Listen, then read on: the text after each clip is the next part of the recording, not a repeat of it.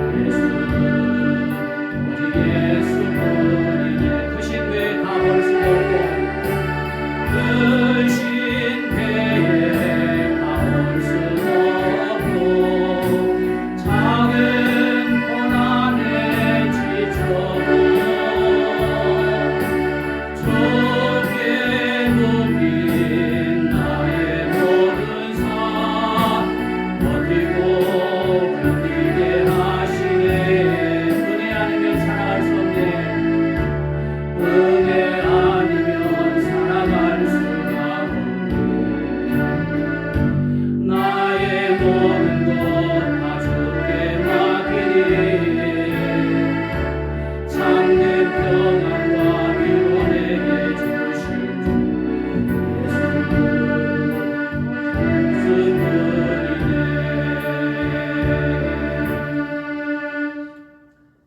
그렇습니다. 우리 은혜 아니면 살아갈 수 없는 영적 사람인 것입니다. 지금까지 하나님의 은혜로 살아왔습니다. 앞으로도 하나님의 은혜 아니면 우리는 살아갈 수 없는 그런 사람들이라고 하는 사실, 이 고백이 오늘 저와 여러분의 고백이 될 수 있기를 주님의 이름으로 축원합니다. 하나님의 은혜가 임하는 통로, 하나님의 은혜가 임하는 통로가 있습니다. 그 통로가 무엇일까요? 오늘 보면 30절은 이렇게 시작하고 있지요. 그때 이렇게 시작합니다. 그때. 여기 그때는 여호수아와 이스라엘 백성들이 첫 번째 아이성 전투에서 실패하고 실패의 원인을 제거한 후에 두 번째 하나님께서 이제 다시 두려워하지 말고 놀라지 말고 일어나 올라가라고 하는 하나님의 말씀을 붙잡고 승리를 거두게 되죠. 그러니까 이 승리를 거둔 후에 그때에 라고 우리가 이해를 하면 되겠습니다. 자, 그때 어떻게 했습니까? 30절에 보니까 여호수아가 이스라엘의 하나님 여호와를 위하여 예발산 한 제단을 쌓았으니, 예발산에 한 제단을 쌓았으니,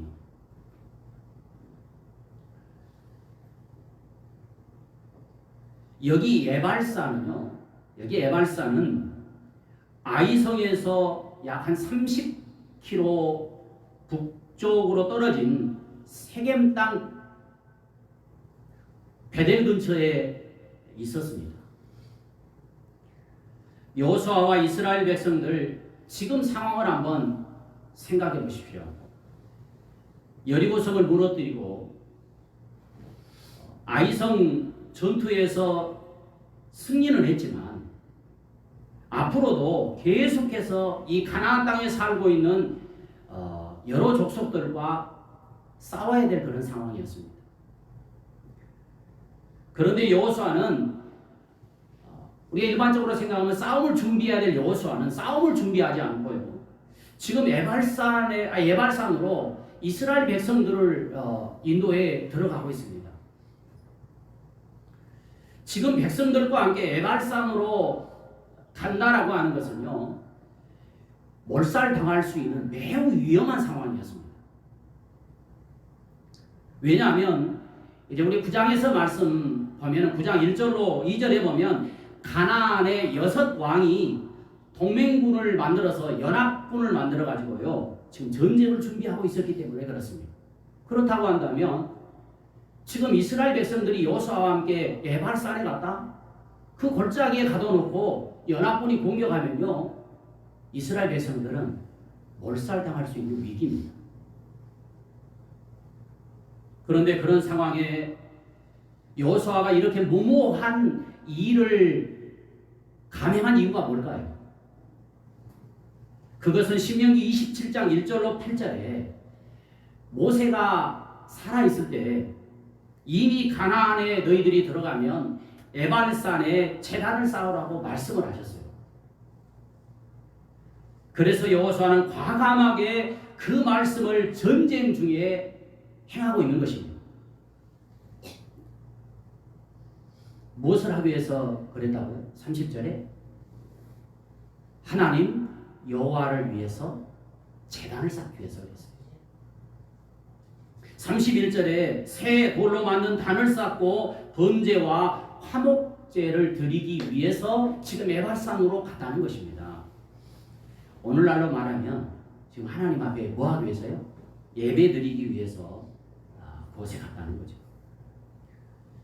세상에는 하나님 앞에 예배 드리는 사람과요 예배 드리지 않는 사람 이렇게 둘로 나눌 수 있습니다. 또 예배 드리는 사람도요 둘로 나눌 수 있는데 가인의 예배를 드리는 사람이 있는가 하면 아벨의 예배를 드리는 사람이 있습니다. 여러분, 오늘 우리가 아벨이 드려졌던 그런 예배, 하나님이 받으시는, 연락받으시는 예배를 우리는 예배 드릴 때마다 드려야 될 줄로 믿습니다. 자, 그러면 아벨과 같은 예배는 어떤 예배일까요? 찬양 부름이 달라요. 말씀을 들을 때 사모하는 마음으로 듣게 되죠. 그리고 그 들은 말씀 그 자체로 끝나는 것이 아니라 바로 말씀을 삶에 적용해서 삶의 변화의 열매가 나타나는 삶인 것입니다. 진짜 아벨과 같은 예배, 하나님이 연락하시는 예배를 드리면요, 하나님이 역사하셔서 예배 드릴 때 질병도 치유되고요, 거기에 위로가, 하나님의 위로가 있는 줄로 믿습니다. 성령이 충만함을 허락해 주시는 것입니다. 솔로몬이 1000번제를 드리고 지혜와 부귀와 영화를 받았지요. 사무엘하 24장 25절에 보면 이렇게 말씀하고 있습니다. 그곳에서 여호와를 위하여 제단을 쌓고 번제와 화목제를 드렸더니, 그 이어지는 말씀 이에 그렇게 번제와 화목제를 드렸더니 이에 여호와께서 그 땅을 위한 기도를 들으심에 이스라엘에게 내린 재앙이 그쳤더라. 여러분, 오늘 우리도 하나님을 위해서 정성된 예배를 드릴 때 하나님께서 우리를 통해서 계획하신 모든 역사가 이루어지는 줄로 믿습니다. 진짜 우리 믿음의 사람들이요, 하나님 앞에 기뻐하시는 온전한 예배를 드리면 이스라엘 백성들에게도 재앙이 떠나갔다고 그랬잖아요. 이 코로나도 떠나가게 될 줄로 믿습니다. 자, 그러면 하나님의 은혜가 임하는 통로가 뭘까요? 첫 번째는 바로 마음과 뜻을 다해서 드려지는 예배에 하나님의 은혜가 임하는 것입니다.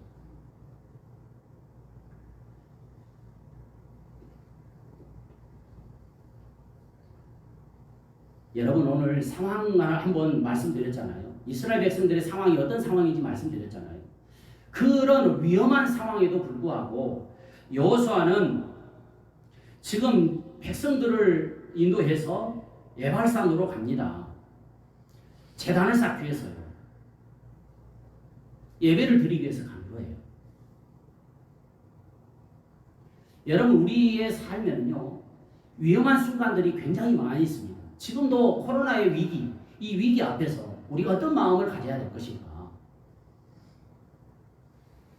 우리가 이런 코로나가 있으니까 예배 드리지 맙시다, 이게 아니라 예배를 통해서 이 코로나를 이겨나가자는 것이죠.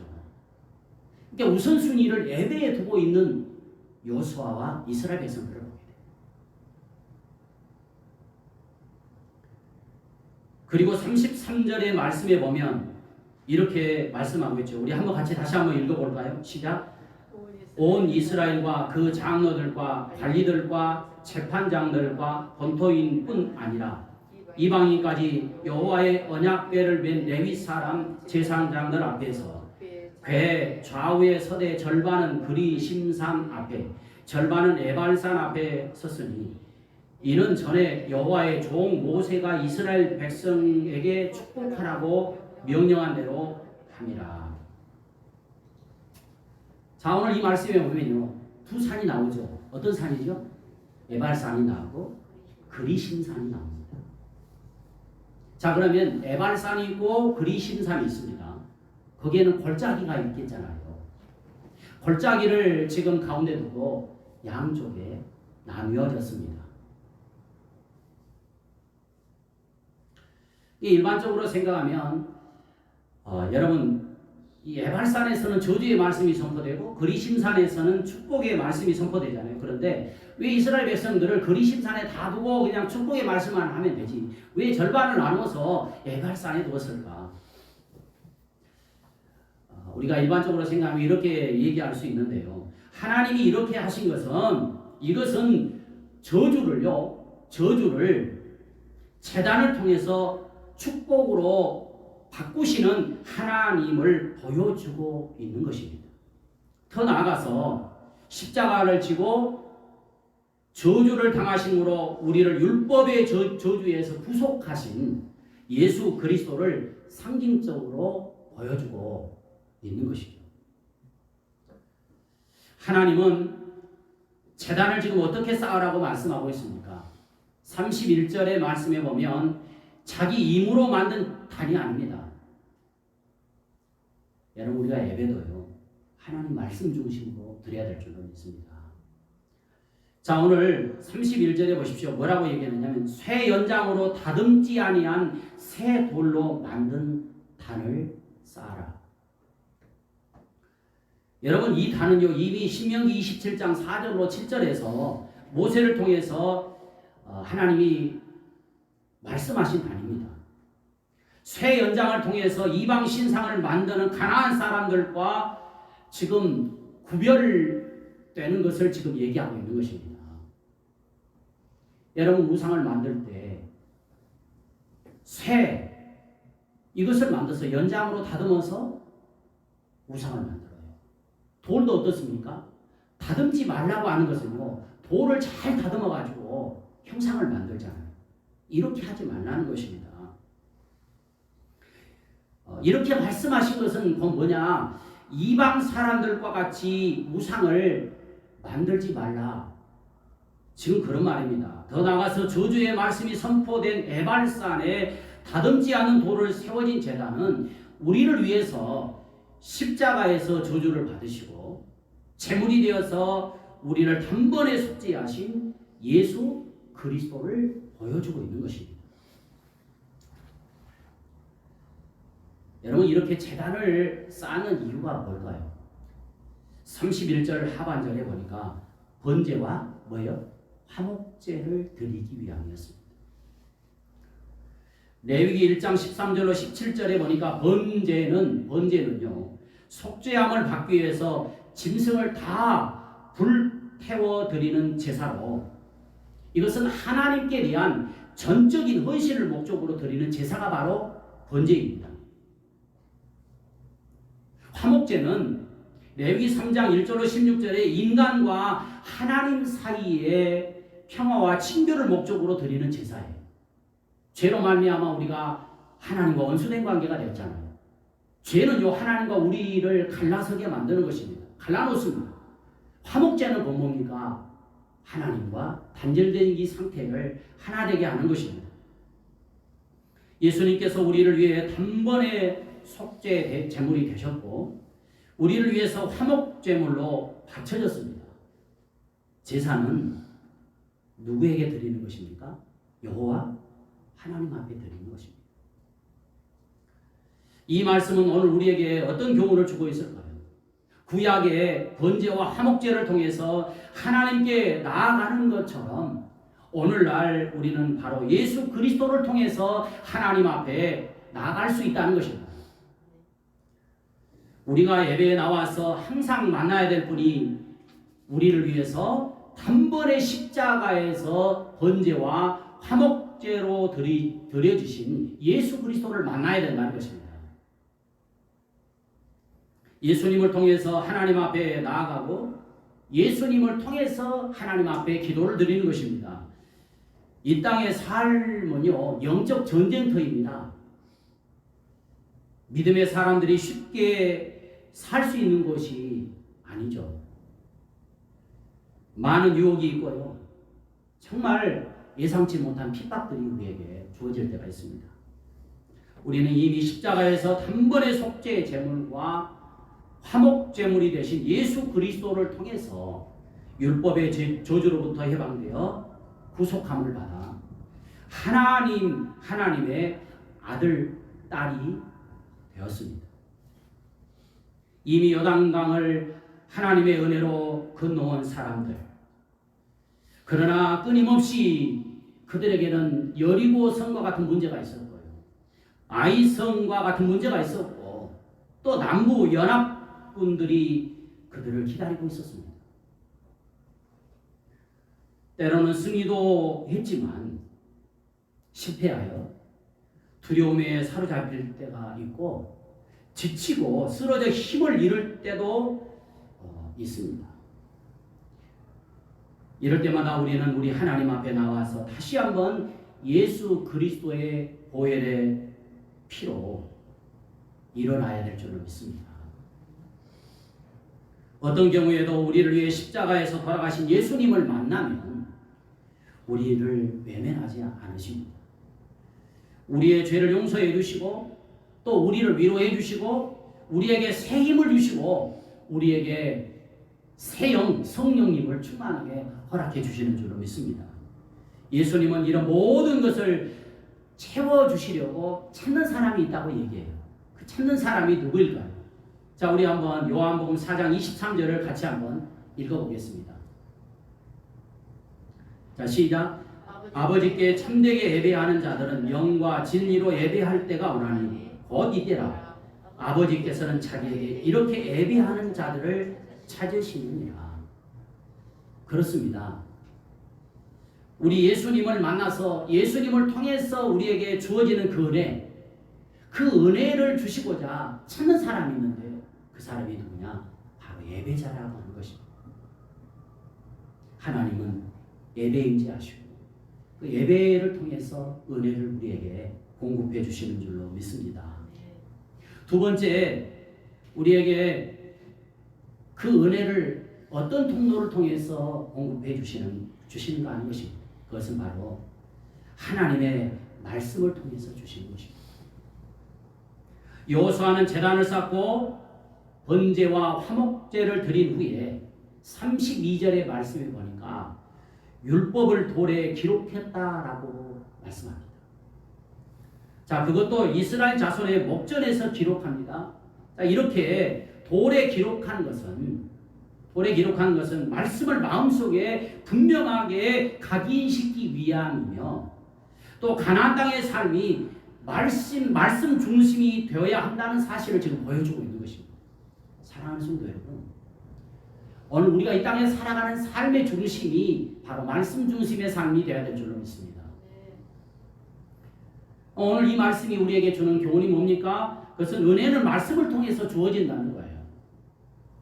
오늘 또 예배를 통해서 주시는 말씀, 하나님께서 오늘 나에게 무엇라고 말씀하시는가 귀를 기울여 듣는다면 하나님께서 우리에게 각자에게 주시는 말씀이 있어요. 그리고 그 말씀에 응답하는 것입니다. 디모데후서 3장 16절로 17절에 보니까 이렇게 말씀하죠. 모든 성경은 하나님의 감동으로 된 것으로 교훈과 책망과 바르게 함과 의로 교육하기에 유익하니 이는 하나님의 사람으로 온전케 하며 모든 선한 일을 행할 능력을 갖추게 하려 함이니라. 우리가 하나님의 말씀을 통해서 또 교훈도 받고 때로는 책망도 듣고요. 또 바르게 하고 의로 교육도 받게 되고 그리고 하나님의 사람으로 그래서 온전하게 만드는 것이 하나님의 말씀입니다. 우리나라만 해도요. 1년에 신간도서가 굉장히 많이 이렇게 출판됩니다. 그런데 그 무수히 많은 책 중에서 인간의 구원에 이르는 지혜가 있는 책이 무엇입니까? 그것은 한 권밖에 없어요. 뭡니까? 바로 성경 하나님의 말씀밖에 없다는 것입니다. 인간을 구원으로 이끄는 지혜의 말씀. 말씀을 들으면 먼저 자기 자신을 발견하게 됩니다. 내가 어떤 상태에 있었다가 어떻게 구원받았는가. 죄인임을 깨닫고 발견하게 되죠.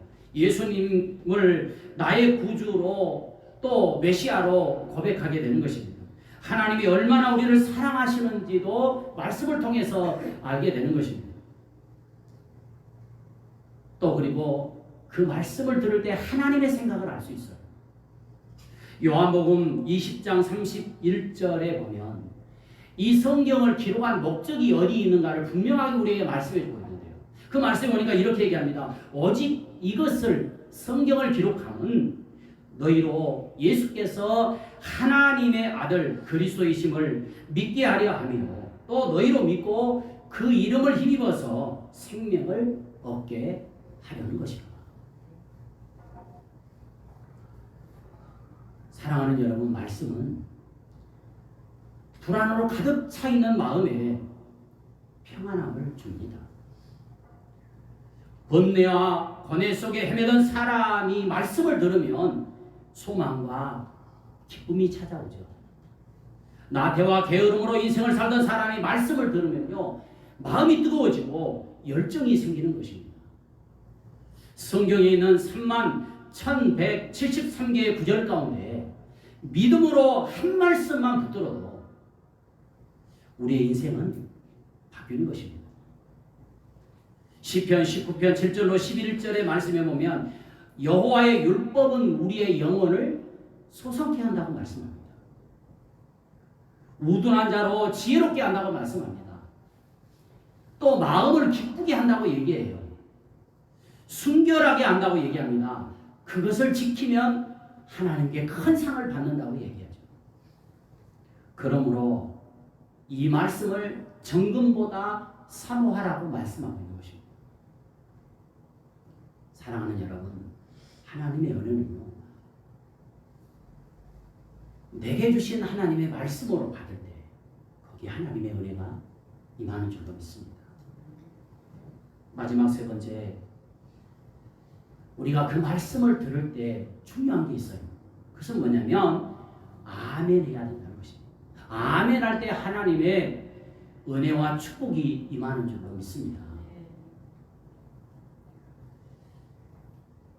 여호수아는 번제와 화목제를 드린 후에 돌에다 하나님의 말씀을 기록합니다. 그 후에 34절을 한번 보시기 바랍니다. 34절 다 같이 읽겠습니다. 시작.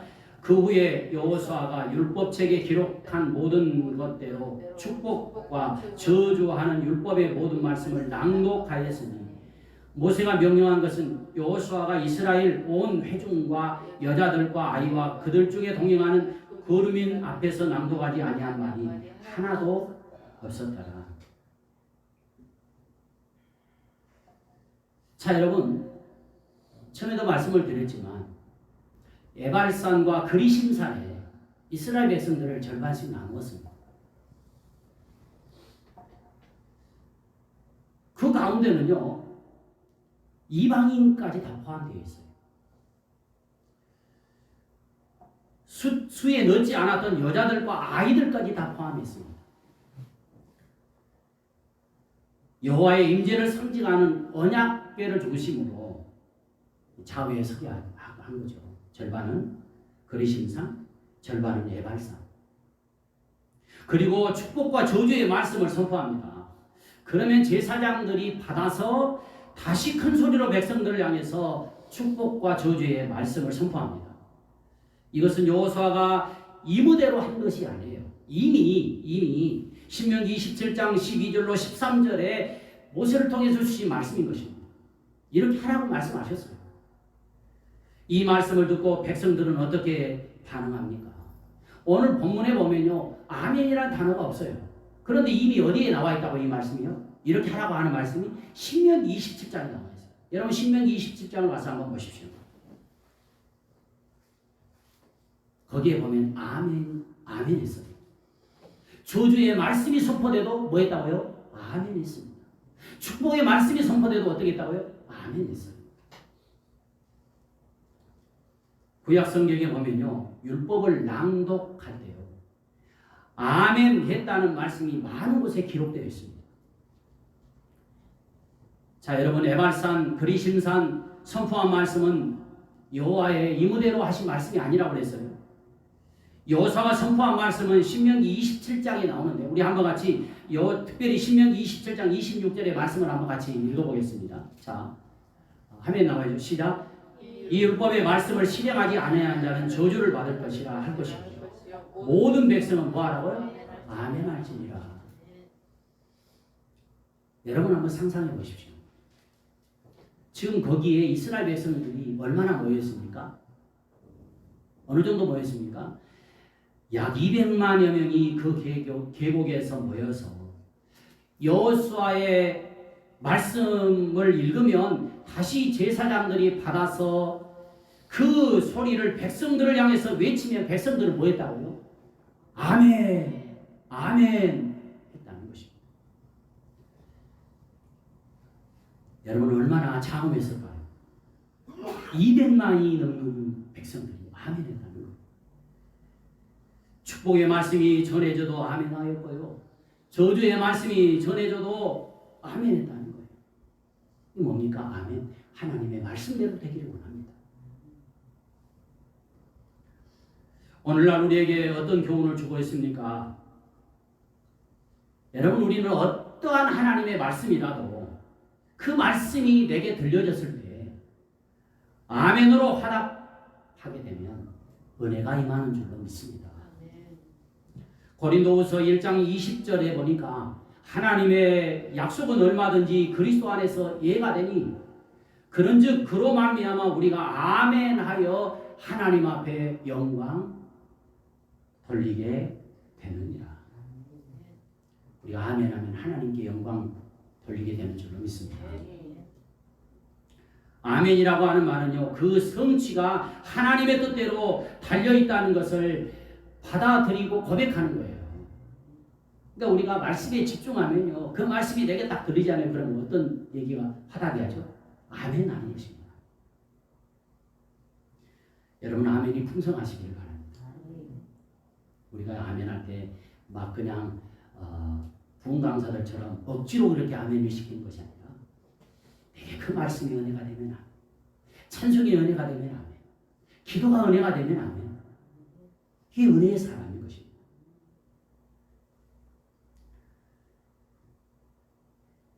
예배시의 기도의 응답이며 모든 말씀이 하나님의 말씀으로 인정한다는 그런 신앙 고백이 아멘인 것입니다. 하나님의 약속이 이루어짐을 믿고 아멘하면 하나님께 영광이 된다는 거예요. 요한계시록 3장 14절에서 예수님 자신을요 아멘이라고 말씀하십니다. 이렇게 얘기하죠. 아멘이시오 충성되고 참된 증인이시오 하나님의 창조의 근원이신 이라고 말씀합니다. 우리가 아멘으로 응답할 때 그 아멘 속에 예수님이 계신 줄로 믿습니다. 아멘은 은혜를 공급받고 있다는 증거예요. 여러분 우리가 예배 시간에 말씀을 들으면 딴 생각하고 있으면 아멘이 나오겠어요? 아멘은 시대와 국가를 막론하고 널리 사용되는 세 가지 성경 단어 중에 하나죠. 세 가지 단어가 뭡니까? 마라나타, 할렐루야, 그 다음에 아멘.